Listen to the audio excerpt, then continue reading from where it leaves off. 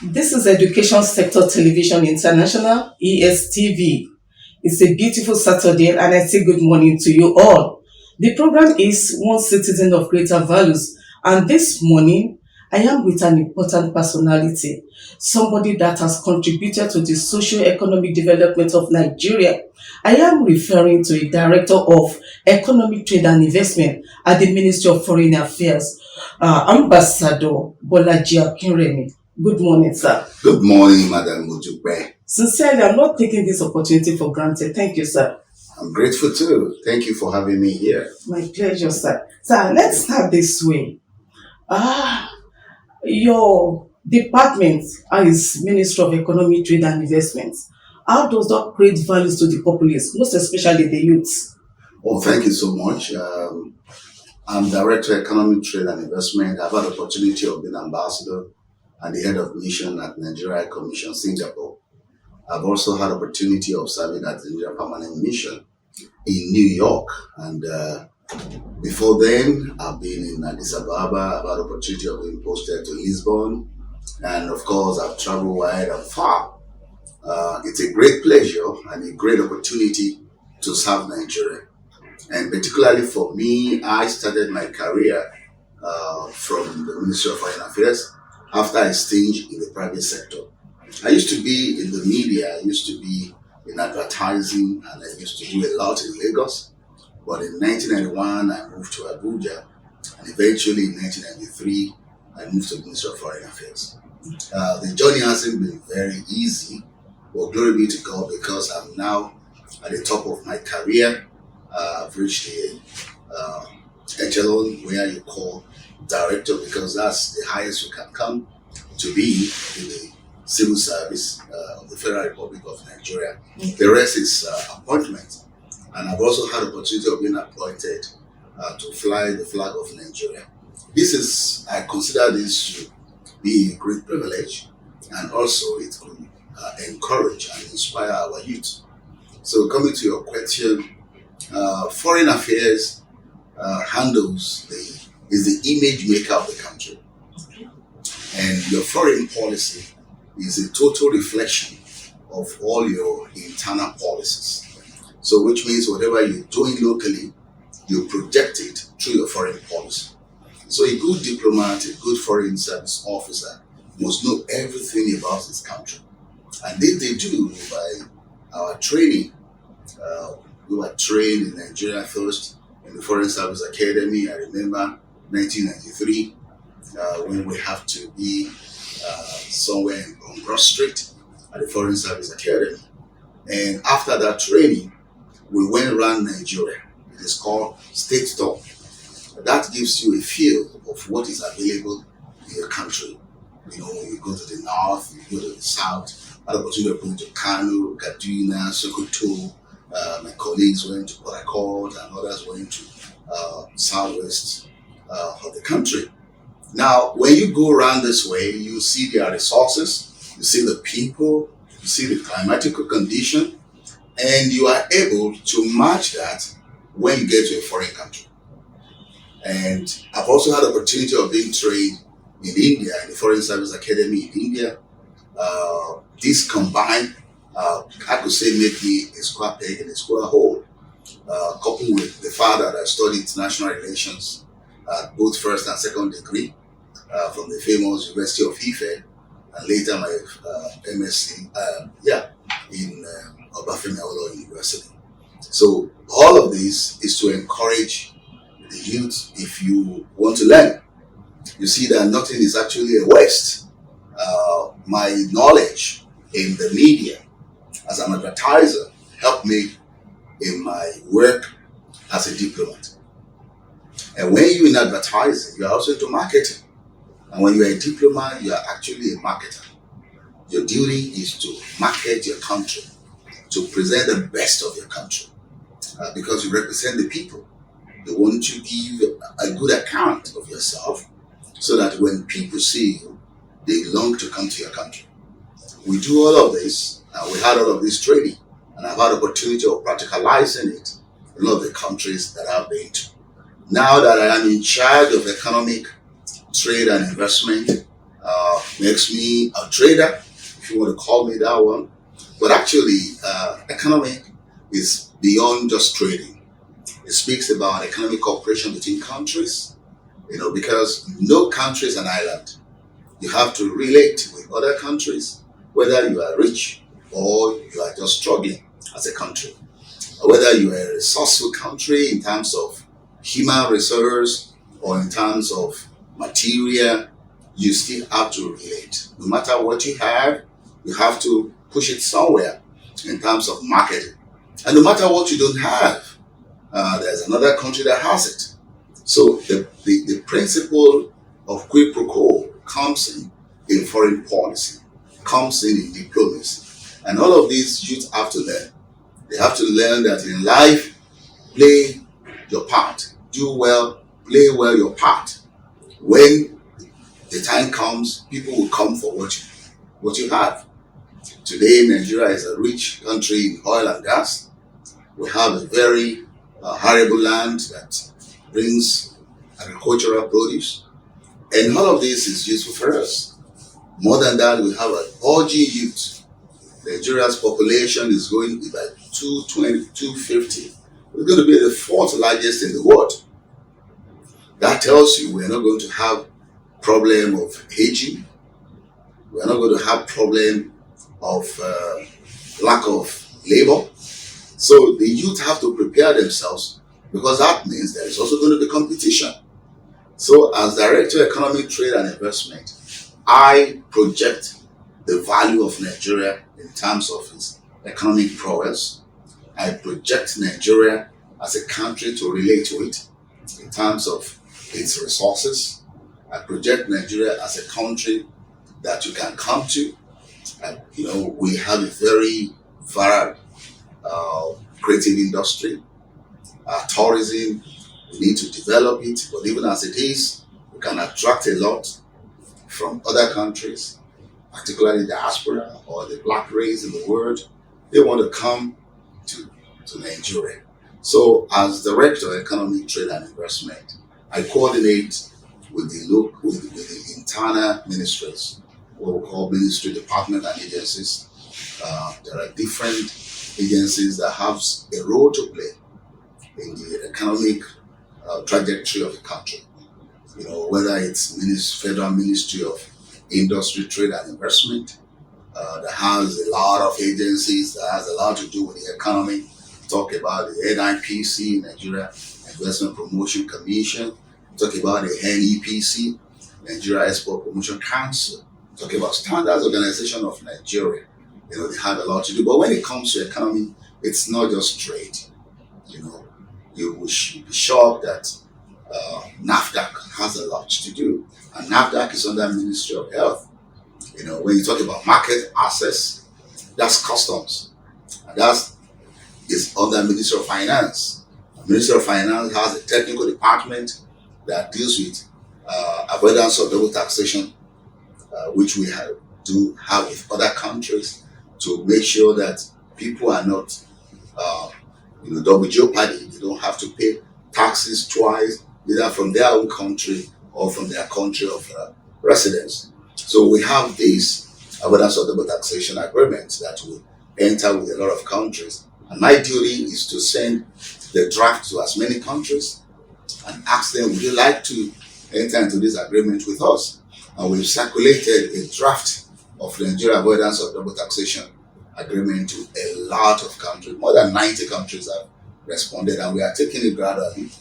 We discovered that a lot of the countries, we have moribund agreements with them, even in terms of the BIT, which is the Bilateral Investment Trading. Today, we've tried to revive that.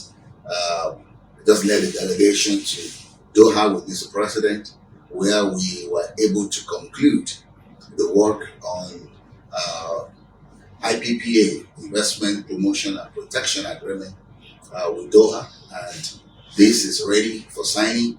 A lot of work has been done with Netherlands, Vietnam, and we're working on Canada. So my position is that of coordinating with other ministries, departments, and agencies to know how to project what they offer to the international world.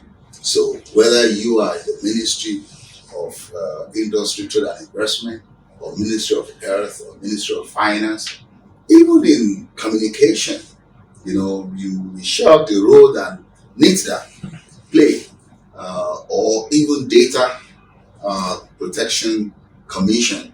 All of this, their total contribution add up to Nigeria economic value. And youth need to notice that wherever you find yourself, just be useful. You don't have to struggle to be in customs, because it's not only customs that play a role in Nigeria's economy. Or you don't have to struggle to be a scientist. You can be in the creative industry and you'll be making your value. For me, as a diplomat, I have to promote everyone. I have to promote all that we have in Nigeria. I have to place it at the international market. I have to tell them how loving Nigerians are and how warm and welcoming our country is. And I do this both home and abroad. Because when Mr. President we'll travel with him, and we ensure that the economic side of it, we take care of it. And Mr. President, President Bola Ahmed Tinubu has been such a dynamic promoter of Nigeria investment drive, a very strong marketer of Nigeria potentials. So he can't do this alone. So youth must know that you are relevant to the extent that you want to be relevant. Nobody can push you down, because once you have made up your mind to be of value, you can do it.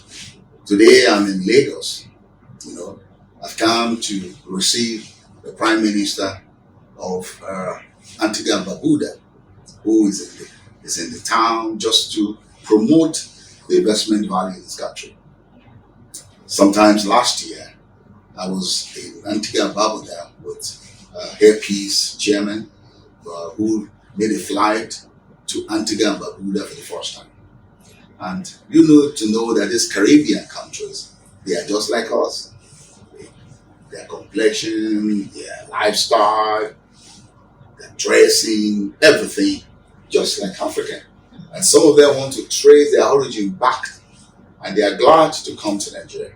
So the Prime Minister, Augustine Brown, came to town to, get investment and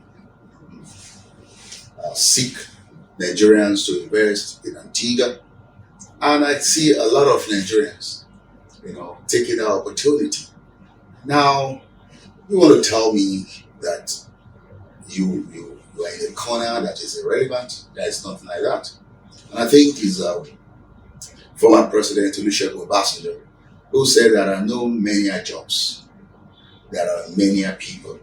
So if your mindset is that you are a mania person, then the job you are given is going to be mania. But for me, my job is very important. I meet with presidents, I meet with prime ministers, because I'm projecting my country. And youth are learning from it. I have a lot of followers, not just on any social media, but in life. Because they see my life as worthy of emulation. They see my career, the way I handle my career, as worthy of emulation. And these also affect my total life package. So I think youth need mentors, and they need people who have done it before. They need people who have overcome challenges. They need people who have a very clear vision. They need people who have the zeal. They need people who have the drive.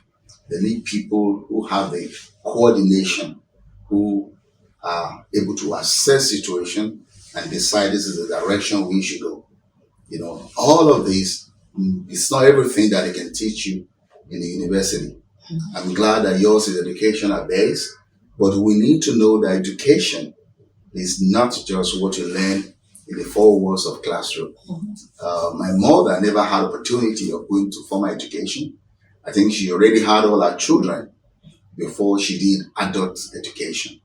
And God grant her the chance of travel all over the world, United States, UK, moving from Abuja to Lagos, everywhere. And she is a good example that your life is what you make out of it. And I have learned that, and I'm also passing that on to my children and my generation. And this is also what youth around me can benefit. Thank you so much, sir, for this in-depth analysis. You've really exposed a lot of opportunities out there, and I'm very happy to hear this. Now, I want to ask you, sir, the various ministries and agencies you work with, are they taking this opportunity up effectively to touch the populace, to touch our youth, to create values here at home? Well, I do believe they are doing their best. It can be better, and but you know that our own operation, our own area of operation is more outside. But we just have to be with them within the country so that we understand what we are doing. And number two, we bring the best practices from all over the world for them to learn from. We number three, we only come in like a special project when there are things that combine both internal and external, and there is need for us to prepare internally for what we're going to project outside. From our analysis of them is that every public servant, every civil servant is doing their best. The environment has a lot of role to play, but we must know that sacrifice is very important for our nation. I think it's a former American president that said, "Do not think of what American can do for you, but what you can do for America." The same thing I will employ Nigerians and public servants, civil servants like myself, not to just think of what Nigeria can do for them, but what it can do for Nigeria. And the fact is that when you do something for Nigeria, Nigeria does something back for you. Recently, I was one of the 100 most reputable African. I never knew how they got it, but they were following me. They were trailing my activities, particularly during the COVID, when I just returned as head of mission in Singapore to Nigeria. And here was this challenge of Nigerians being deported from Saudi Arabia, from Libya, some of them from Europe, and many a times nowhere to keep them. I remember in Abuja we had to negotiate with the Federal Capital Territory to use the Hajj camp, where we lodged a lot of these deportees. We had to make emergency arrangements for beddings, feeding, testing, because COVID second wave had just come, and we need to make sure that they don't invest other Nigerians. So I did all of that, created opportunity for these young people who are just returning to exercise themselves, because we had to hold them for minimum at that time 14 days. So if we are keeping people for 14 days just in a room, or it's going to really be very demoralizing. So we made an opportunity for them for recreation, football, indoor games. Sometimes in the evening, I would visit them. They would gather together, sing, to the extent that they didn't want to leave the camp. And I still have friends among those young people, because I have to speak to them. It's your most valuable time in life. When you are young, you are so strong. Think of something else. It's not until you travel abroad before you make it. And if you don't have any good reason to travel abroad, stay at home. Stay at home and make use of your time. So if you do something for your country does something back for you. So when Nigerian students who are running after the invasion of Ukraine by Russia, we have to go. And I was one of the very few public servants who traveled to meet those students at the border of Ukraine and Poland, to really rescue these young people. Those are things that when you do for your country, it does something back for you. So when I was named one of the most reputable African, I didn't I didn't know about it until when it was announced, and I was put among people that I look up to. So nothing goes unrecognized if you do it committedly. People who, of course, your detractors might not always speak well about you, but people who knew the value of what you put will appreciate it. Your record will speak for you. Your record will certainly speak for you. Yeah. Okay, sir. My next question is research says there is no unemployment in Nigeria, but our youth lacks the skills to fill the job spaces available. What is your take on this? You see, our educational training needs to be the model because the subjects we teach are not skilled or skilled towards post school days, whereby you will not have to do the job. So it's more of theory. Recently, I was watching on the social media of how some countries in Asia, even in primary school PPs and nursery, were being given opportunity of going into artwork and handiwork, which already prepare them. You want to be a plumber, you want to do this. Skill is very important.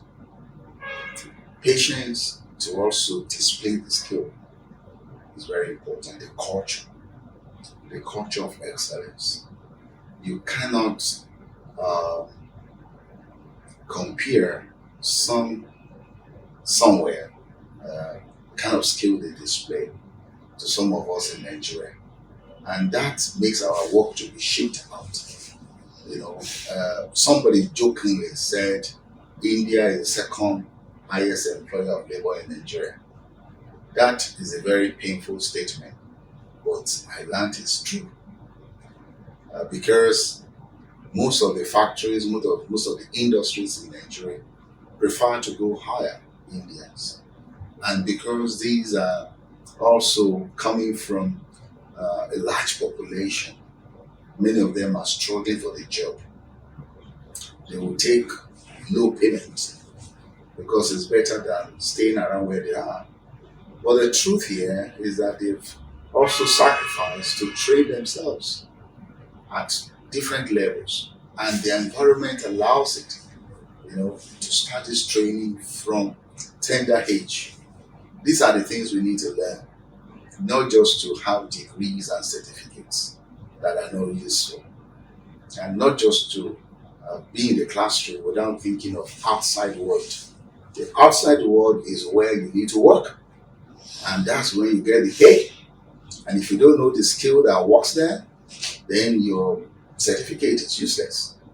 So I don't think there should be an employment problem in Nigeria. It's just that we have not taken our time to prepare for those work. But that is changing now. Okay, sir. What are the changes? How can we now change our curriculum to have the rich tools and equipment to take our children through the route that will make them to be skilled ready to take up these job spaces? Because many of them are saying we lack the skills, we lack the equipment, we lack the curriculum. So from this end, what are your suggestions? It has to start from the head. Okay. Our leaders must catch the vision, and they must set the goal of where they want our country to be. And they should not take too much of foreign, ways of doing things. Every nation develop according to the environment. Unfortunately, our challenges here are being solved by those who are not from this climate. It took someone from a temperate region to develop air condition for tropical region. You can see the funny aspect of life. They are thinking faster than us. Now they have model something to Pandia. We are quarreling that they are planting cocoa in China. If we don't move, the world is going to leave us behind. So leaders must, catch this vision early, and they must find a way of making people to understand this, because human beings are very funny. Nobody really wants to go through hardship, but you really cannot get anything done if you cannot condition yourself. I love what the Singaporean leader Lee Kuan Yew did. They call the man the iron steel man. It's someone who will really drove his people to set the goal of how they want their country to be. And it's not going to take a no for an answer. And he didn't allow external interference. Today, because we have borrowed so much, we have so much money in our hands that people forgotten that they are borrowing money. But we have a lot of resources untapped. And because we have not trained ourselves to use what we have, people come to take what we have and we don't even know that they are depleting our resources. And so what you have here is too much resources, less intelligence to handle it. Yeah. So you have so much job, but it's being taken out by non-Nigerians. Yeah. And because Nigerians they consider them not fit. But what about sincerity, integrity? Corruption is now the bane of our development, the bane of our underdevelopment. So these are all of the things that we almost put our hands on the deck. It's not just going to be government alone. It has to be everybody who thinks of the future of himself, his generation, and the country. Because if you have a country that has no culture, no direction, that because foreigners are always behaving like army of invasion, because they have their own base. Whatever they get, they want to take it back, no matter how long. So even if you don't have policies of how we're going to manage even investment that comes in, it's not going to make any change. And this is why the current government is trying to shape things in a way that we can recover from the losses of the past, and then we can also program and plan for the future. Okay, sir. Let me ask you again. If you have the privilege of addressing some group of youths Mhm. on the way forward about their future, what they should be looking at, including the opportunities available at your department, what are you going to tell them? Well, the future started yesterday, so there's really no time to waste. Number two is that they need to study, they need to research. You see, knowledge is really key into the future. Um, the elder says the one who falls down and looks forward is just a child. But the one who falls and look back, want to see how did I fall. The youth should actually research how come we are still at this stage, despite all the natural resources that we have. And it is only then they can manage the future better. You must know what has made the people before you not to perform exceedingly well. You must also know what can I do different. You must also know how is the world moving. Because Nigeria is not going to be an island forever. There will continue to be incursion. So you must prepare yourself. So from my point of view as an international relationist, as a diplomat, as someone in charge of economic trade and investment, I would prepare anybody to know that Nigeria has potential and what you give him is what you get. So if you dig in very well, if you dig deep, you're going to get something greater. So, and if you don't do it, that doesn't mean it's not going to be done. It just means that you might not benefit, because people from outside will always come. Nigeria is being exposed now because everywhere we go, we tell them about our resources, our abundant gas, our abundant natural resources, our burgeoning youth.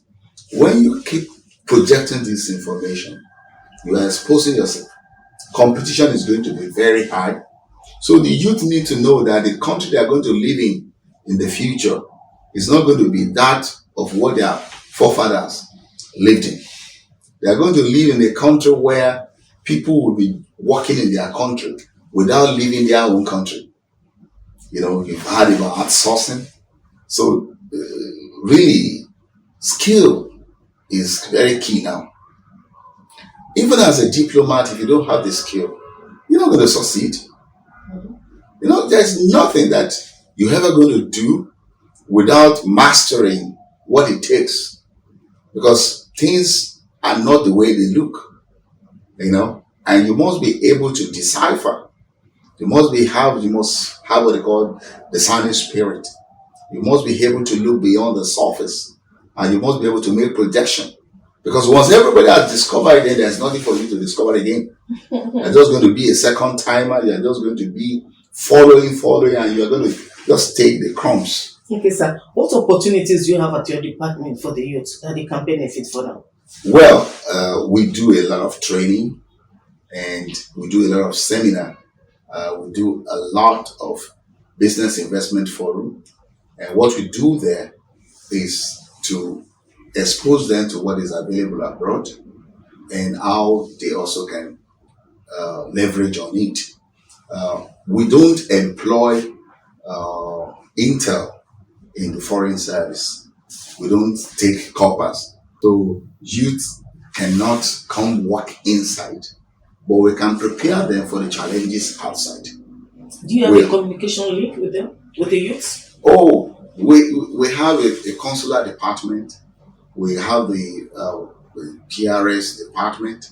We have even my own department, economic trade and investment. There are a lot of young entrepreneurs that come, either there are training or there are events abroad. We assist them. We also project what they do through our missions. Nigeria have mission in 114 locations all over the world. And so if you have anything you want to do abroad, and it's genuine, we can always promote that for you. And we also assist in traveling in any, as much as possible, for those who have genuine reasons to travel. If they have challenges with their businesses, we do as much as possible to as many who are interested. Okay. Thank you, sir. Yes, that has been my final question. What are your parting words, your advice to the education sector in Nigeria? Well, the education sector in Nigeria needs a lot of stakeholders to come in. But those who are in must know that they're in a noble job. And it's always going to be very difficult to impact knowledge. But after it, you see the result. So the turnaround period, it's the gestation period, is what is can be very demoralizing. But when it's actually blossom, you see it. So for everyone who has chosen to be in education, they themselves first have to be thoroughly bred. They must train themselves for them to be able to impact. Now, when they are impacting, they need patience. They need patience to pass the message across. They need patience to water, to ensure that what they have passed across germinate. They need patience to also make sure they guide. Because even when you have passed it, the teaching period is always very difficult. So you have to keep monitoring, and so we when you are in the education sector, you have to choose a specific area and have your own, you carve a niche for yourself, your own, cohorts that you are going to build with and grow with per time. So they identify you, you identify them. You identify the challenges and the skill that you want to pass to them, how you want to mold them, how you want to shape them. You must have this concept in your mind. You must be careful of the environment because you are not the only player. So all of these require patience.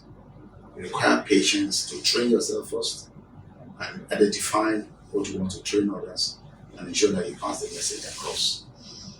Thank you very much, sir. I do appreciate this session sincerely.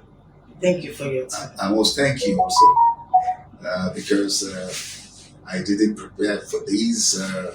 I didn't know that you are doing this much. But now that I know, we will find a way of also collaborating with you. Thank you, sir. And promoting this educational sector. Thank you, sir. Because every one of us have been taught by one person or the other. And it will be an act of ingratitude for you to be taught and not to train others. Oh, so I really like these parting words. Yes. So thank you for choosing. This is very noble. Thank you, sir. This is very noble, and we will support you always whenever you need us with best practices and also whatever challenges you have. We can think through it together. Thank you and your crew for the good job that you have done. Thank you so much, sir. Thank you so much. This is a beautiful morning with Ambassador Bolaji Akinremi, a Director of Economic Trade and Investment, Ministry of Foreign Affairs. Thank you, sir, for your time. I do appreciate it. Thank you so much. Thank you, sir. I wish you all the best.